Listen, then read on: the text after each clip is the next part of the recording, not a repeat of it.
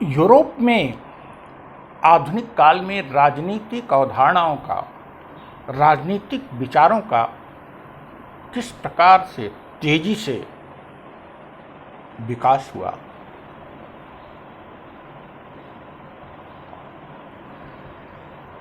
राजनीतिक उथल पुथल का दौर था, पुनर्जागरण का दौर था, राष्ट्र राज्य स्थापित हो रहे थे, राजनीतिक विचारकों, दार्शनिकों ने अपने अपने मत रखे और एक के बाद एक अनेक अवधारणाएं यूरोप में विकसित हो गई। इनमें जो ये कार्य 15वीं 16वीं शताब्दी से शुरू हुआ तेजी से, वैसे तो 14वीं शताब्दी से ही दिखाई पड़ता है। हम 16वीं शताब्दी के दो विद्वानों की बात कर चुके हैं, बॉडिन और ग्रोसस की मुख्य रूप से। इसके अतिरिक्त इसके पूर्व दांते मार्सिलियो और मैकियावेली की बात कर चुके हैं 16वीं शताब्दी के। आज हम 17वीं 18वीं शताब्दी के 3 विद्वानों की बात करते हैं जिन्होंने राजनीतिक विचारधारा को एक स्थायी आधार प्रदान किया। हॉब्स, लॉक और रूसो। हॉब्स और लॉक का कंट्रीब्यूशन 17वीं शताब्दी का है।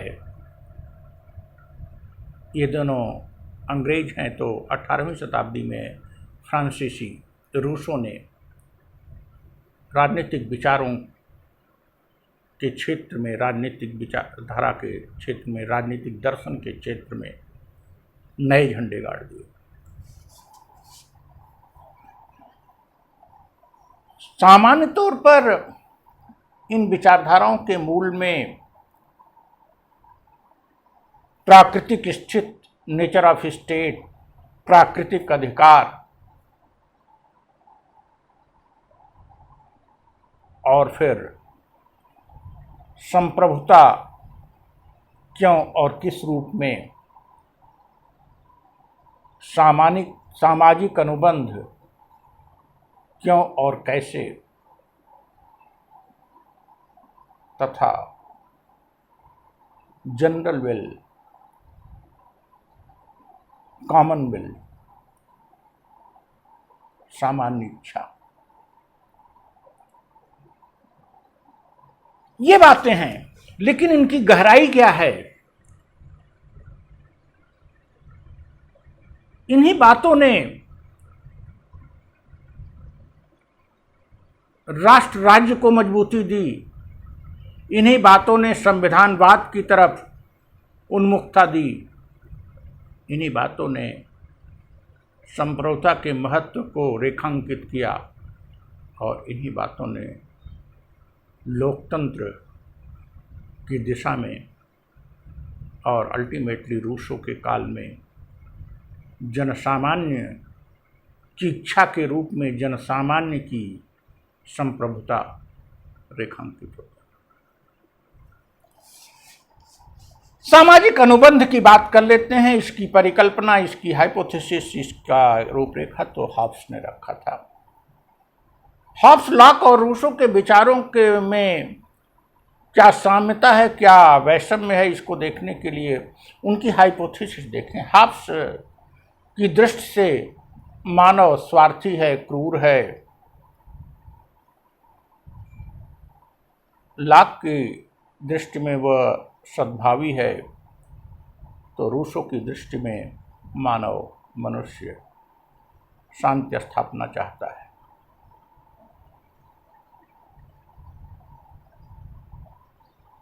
हॉब्स ने मानव को स्वार्थी और क्रूर, लोलुप मानते हुए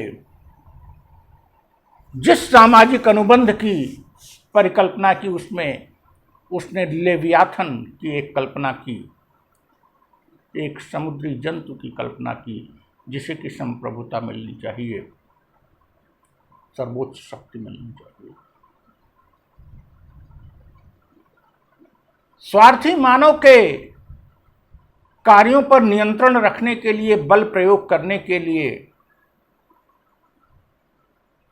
उसने सामाजिक अनुबंध की बात रखी, जिसमें संप्रभुता एक संस्था या व्यक्ति में निहित हो, लेकिन वो व्यक्ति को अधिक महत्व देता है। इस प्रकार से वो राजतंत्र को प्रभुसत्ता देने का समर्थक है और उसी को उपयुक्त मानता है तत्कालीन समाज को नियंत्रित करने के लिए।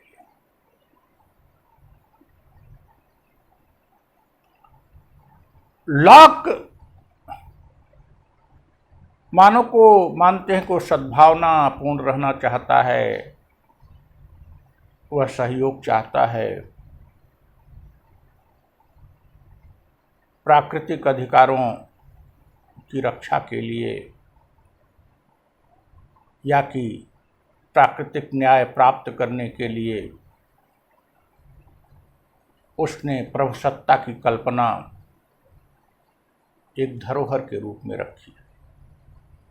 हाब्स का जो प्रभुसत्ताधारी है, शासक है, वो पूर्ण सत्तावाद का समर्थन करता है। वहां उसके खिलाफ कोई आवाज नहीं उठा सकता। उसके सामाजिक अनुबंध में नागरिक को अधिकार नहीं है, व्यक्ति को अधिकार नहीं है, सत्ताधारी को अधिकार है। वह मैकियावेली की बात से के आसपास ठहरता है, यद्यपि सामाजिक अनुबंध की बात करता है, समाज के लिए आवश्यकता की बात करता है। सामाजिक अनुबंध के तहत यह सत्ताधारी स्थापित हो रहा है और सत्ताधारी जब स्थापित हो गया तो वह पूर्ण सत्ताधारी है। लेकिन लॉक कहते हैं कि व्यक्ति अपने प्राकृतिक न्याय प्राप्त करने के लिए प्रभुसत्ताधारी की स्थापना करता है एक न्यास के रूप में, और यदि वह यह कार्य करने में असफल है तो उसे वापस दे सकता है। इस प्रकार से उसका प्रभुसत्ताधारी एब्सोल्यूट पूर्ण सत्तावाद का समर्थन नहीं करता है, उसमें मर्यादाएं हैं।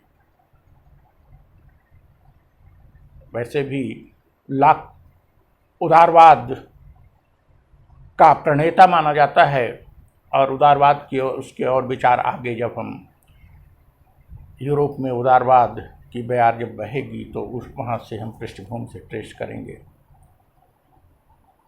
On the other hand Rousseau क्या कहते हैं साहब? रूसो की परिकल्पना में प्राकृतिक दशा में मनुष्य स्वतंत्र था, सद्विचारों से युक्त था, उस शांतिमय जीवन था, समस्त प्राकृतिक अधिकारों का वो प्रयोग करता था। लेकिन वो आगे बढ़ते हैं तो कहते हैं कि जनसंख्या बढ़ने के साथ, स्थितियां बढ़ने के साथ उसे आवश्यकता महसूस हुई कि ऐसी सत्ता, ऐसी शासन व्यवस्था की स्थापना हो जो उसके प्राकृतिक अधिकारों को उसको प्रदत्त करा सके। इन स्थितियों में एक सामान्य इच्छा के रूप में लोगों ने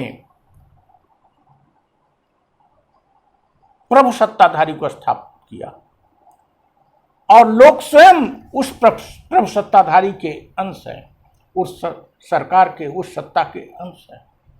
यह पूरी तरह से लोकतंत्र की तरफ जा रहा है। आगे फ्रांस की क्रांति में रूसो के विचारों से जो प्रेरणा मिली वो इसी से लक्षित है। वो कहते हैं प्रभुसत्ताधारी की स्थापना व्यक्ति करते हैं कॉमनवेल्थ के तहत। अब उसके कॉमनवेल्थ में व्यक्ति के दो तरह की इच्छाएं होती हैं, एक तात्कालिक इच्छा और एक तात्विक इच्छा। वो कहता तात्कालिक इच्छा जो होती है उसके स्वार्थ के लिए होती है, किसी निजी कार्य के लिए होती है, तत्काल होती है, वो किसी मनोवेग के तहत होती है, वो अस्थायी नहीं होती। लेकिन जो उसकी तात्विक इच्छा होती है वह इच्छा न केवल उसके लिए अपितु समाज के लिए भी उपयोगी होती।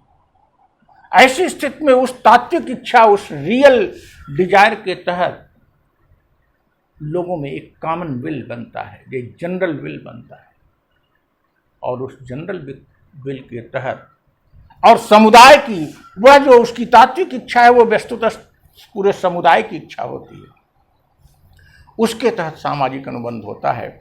और उस सामाजिक अनुबंध वो स्वयं बना रहा है, अपने लिए बना रहा है, तो सामाजिक अनुबंध का वो पार्ट है। लेकिन उस सामाजिक अनुबंध में जो प्रभु सत्ताधारी आ रहा है वह पूर्ण सत्ता का उपयोग कर रहा है, उसका कार्य है प्राकृतिक अधिकारों को दिलाना।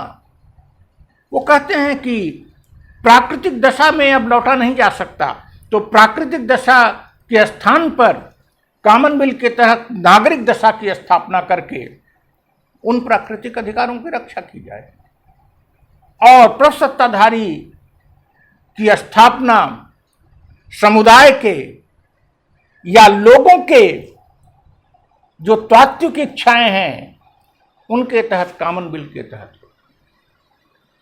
और यह जो प्रभु सत्ताधारी होगा, यह जो सरकार होगी, यह जो सत्ताधारी होगा, ये स्टेबल होगी, यह अविभाज्य होगी, अपरिवर्तनशील। अब यहां वो हॉब्स के नजदीक है, पूर्ण सत्तावाद की तरफ जा रहे हैं। इस प्रकार से रूसो यहां लोकतंत्र की तरफ जा रहा है, लेकिन उसका लोकतंत्र प्रत्यक्ष लोकतंत्र है, वह प्रतिनिधि लोकतंत्र की बात नहीं करता। और जो संप्रभुता की बात की जाती है कि संप्रभुता रेसाइड्स इन पीपुल, क्योंकि प्रभुता संपन्न सरकार की स्थापना पीपुल कर रहा है, और पीपुल ने ही जिस प्रभु सत्ताधारी सरकार की स्थापना की है उसका वो पार्ट है, उसकी इच्छाओं के तहत हुआ है। और अपनी इच्छा से अपने प्राकृतिक अधिकारों की रक्षा के लिए मानव समुदाय ने सरकार की और सत्ताधारी की स्थापना की। इस प्रकार से यह सामाजिक अनुबंध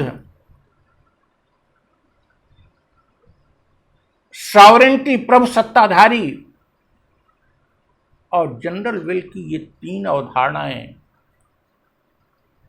जिनमें हॉब्स लॉक रूसो का योगदान है, भिन्नता के साथ स्वाभाविक रूप से परिवर्तन के साथ, समय के साथ नई विचारधारा आती गई।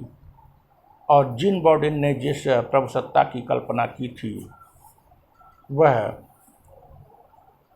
बढ़ते हुए रूसो के काल में और फिर ऑस्टिन के काल में और पराकाष्ठा पर पहुंचेगी। जिस राष्ट्र राज्य की बात मैकियावेली कह रहे थे, उस राष्ट्र राज्य को अब जन सामान्य से, व्यक्ति से जोड़ने से, सामाजिक अनुबंध से जोड़ते हुए हॉब्स लॉक रूसो ने आगे बढ़ा दिया है। और राजतंत्र